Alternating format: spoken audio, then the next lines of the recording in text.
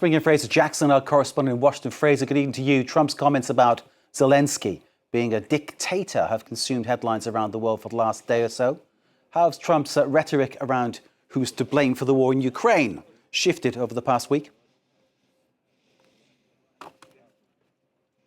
Well, Donald Trump, ever since the campaign trail, has been saying that he could end the war in Ukraine within 24 hours. But there has been a noticeable shift within the last week in Donald Trump's attitude towards Zelensky and the war itself.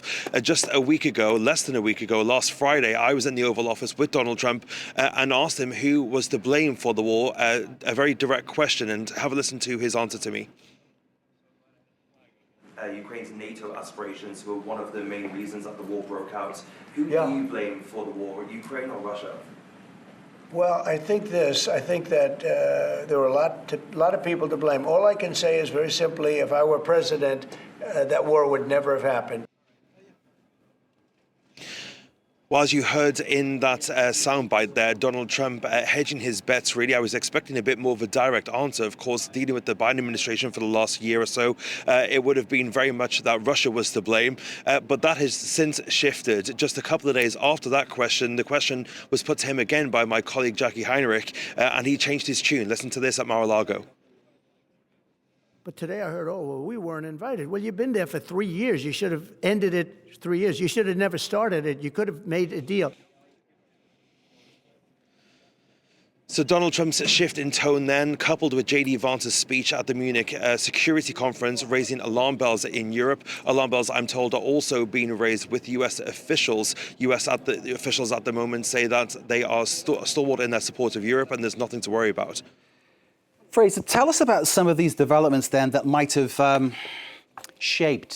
prompted Trump's stance to shift so significantly over the past week. Well, of course, in the short term, we had that war of words between Zelensky and Donald Trump. Zelensky saying that he thought Donald Trump lived in this disinformation space.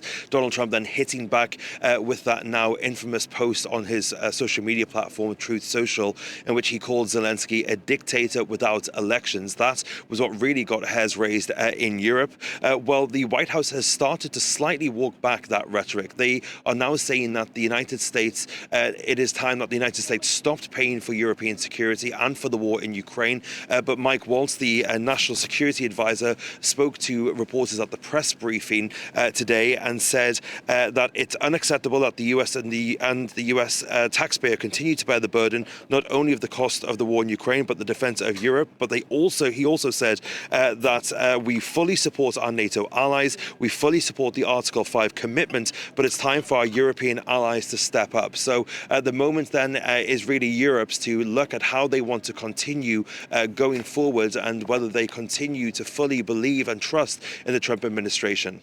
Indeed, and the more you pick apart what they've said, Trump, Waltz, Vance, you see contradictions almost in every sentence.